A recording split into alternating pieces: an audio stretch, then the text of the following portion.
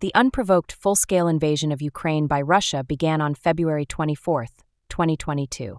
Despite initial Russian ambitions to seize Kyiv within 3 days and install a pro-Russian government, Ukraine has demonstrated remarkable resilience, supported by a coalition of allies including the United States and European partners. Ukrainian forces successfully pushed Russian troops out of northern Ukraine and liberated significant territories in the south and northeast. As of February 24, 2025, Ukraine had regained more than 50% of the territory Russia had occupied since the full-scale invasion. However, the conflict has continued, with Russia making slow but steady advances in eastern Ukraine over the past year, leveraging significant manpower and material advantages, exacerbated by delays in Western aid. Ukrainian forces have been utilizing technological advantages and integrating innovations into their ground operations to slow these Russian gains. A significant point of tension arose in late February 2025 when Ukrainian President Volodymyr Zelensky and U.S. President Donald Trump held a contentious meeting on February 28. During this meeting, Zelensky questioned the trustworthiness of Russia regarding any potential ceasefire, while President Trump and Vice President J.D. Vance reportedly berated the Ukrainian leader, with Trump stating, "You don't have the cards," and accusing Zelensky of gambling with World War III. Shortly after this meeting, the U.S. stopped providing intelligence to Ukraine. This suspension of intelligence sharing, one of many demands the Kremlin had made, was expected to damage Ukraine's ability to defend itself against ongoing Russian attacks on military and civilian targets, and potentially allow Russia to intensify drone and missile strikes against Ukraine's rear, affecting millions of civilians and Ukraine's defense industrial base. Simultaneously, the United States suspended military aid to Kyiv. One Ukrainian officer in Kyiv reported that this pause had already resulted in hundreds of dead Ukrainians and was causing a significant drop in morale as Ukrainian forces were left to fight without some of their best weapons systems. Russia was quick to capitalize on these developments. Kremlin officials announced their intention to take advantage of the suspension of U.S. military aid and intelligence sharing to achieve additional battlefield gains. Kremlin spokesperson Dmitry Peskov cautiously welcomed the U.S. military aid pause on March 4, expressing hope that it would incline the Ukrainian government towards peace, which he misrepresented as a full Ukrainian surrender. Peskov also indicated the Kremlin might demand the cessation of U.S. intelligence support and the removal of sanctions on Russia as preconditions for any future peaceful settlement. Russian officials and propagandists also continued to falsely portray increased European support for Ukraine as an obstacle to peace. Despite these challenges, European countries continued to announce new military assistance packages to support Ukraine. On March 4, the European Commission proposed a plan to enable EU member states to increase defense spending to support Ukraine and strengthen European security. Ukraine itself has been significantly expanding its defense industrial production capabilities in an effort to eventually meet its military needs independently, although this remains contingent on continued support from partner states in the short and medium term.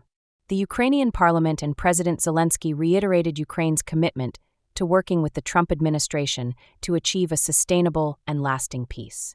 Meanwhile, Russia continued its military offensive.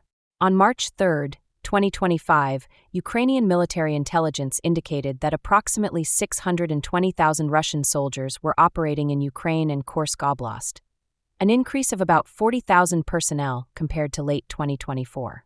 Throughout February 2025, the Institute for the Study of War, ISW, documented continued Russian offensive efforts and advances in various directions, including Kupiansk, Borova, Siversk, Pokrovsk, Kurakov, Lyman, and Velika Novosilka. Ukrainian forces also reported advances near Toretsk and Pokrovsk, as well as in Kursk Oblast. Notably, Ukrainian forces launched mechanized assaults in Kursk Oblast in early February, advancing several kilometers behind Russian lines before facing resistance. Russia also intensified its missile and drone attacks against Ukraine. On March 1, President Zelensky reported a major overnight attack involving nearly 70 missiles and almost 200 drones targeting infrastructure crucial for normal life across several Ukrainian regions. These strikes were a continuation of a pattern observed throughout January and February, where Russian forces frequently targeted Ukrainian energy infrastructure, gas production facilities, and civilian areas using a mix of cruise and ballistic missiles, as well as Shahed drones. Ukraine has consistently emphasized its need for U.S.-provided Patriot air defense systems to counter these ballistic missile strikes. In response to the ongoing aggression, Ukraine has continued to develop its own capabilities, particularly in drone technology. The Drone Line project, announced on February 10th, aimed to scale up existing drone units and integrate drones with ground operations to create deeper kill zones and provide constant aerial support. Ukrainian forces also continued to conduct drone strikes against Russian energy facilities supplying the Russian military, targeting oil refineries and pumping stations in regions like Samara, Krasnodar Krai, Voronezh, Tambov, Kaluga, Tula, Ryazan, and Smolensk oblasts. Diplomatic efforts remained largely stalled. Russia consistently rejected any concessions in future peace negotiations, demanding that Ukraine surrender territories currently held by Ukrainian forces, including major cities, and accept Russia's 2021 demands. The Kremlin also dismissed the possibility of a negotiated ceasefire on terms other than Ukraine's complete capitulation. Russian officials continued to blame Ukrainian President Zelensky for the lack of meaningful peace negotiations. Meanwhile, Zelensky consistently reiterated Ukraine's willingness to negotiate from a principled position that preserves Ukraine's sovereignty and territorial integrity, emphasizing the importance of Western military assistance for achieving a just peace. He also highlighted Ukraine's need for either NATO membership or strong security guarantees for a sustainable peace. The international community continued to respond to the conflict. European partners reiterated their support for Ukraine and their commitment to Ukraine's defense industry. The United Kingdom, Finland, and Czechia announced new military assistance packages.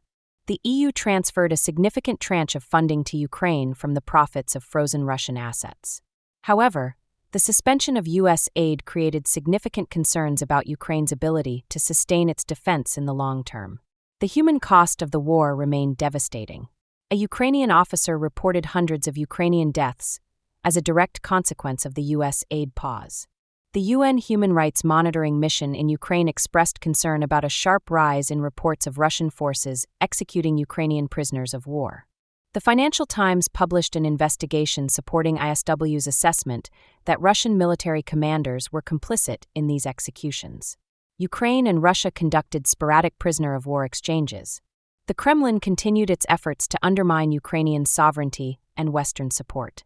Russian officials denied the existence of a distinct Ukrainian identity and state, framing the conflict as an internal matter within a larger Russian nation. They also attempted to portray Ukraine as entirely dependent on Western aid and lacking genuine sovereignty. These narratives aimed to deter further Western assistance and justify Russia's maximalist demands. In conclusion, as of early March 2025, Russia's war against Ukraine continued to be a brutal and protracted conflict. While Ukraine demonstrated significant initial resistance and regained some territory, Russia's continued offensive pressure, coupled with the suspension of crucial U.S. military aid and intelligence sharing, created a precarious situation.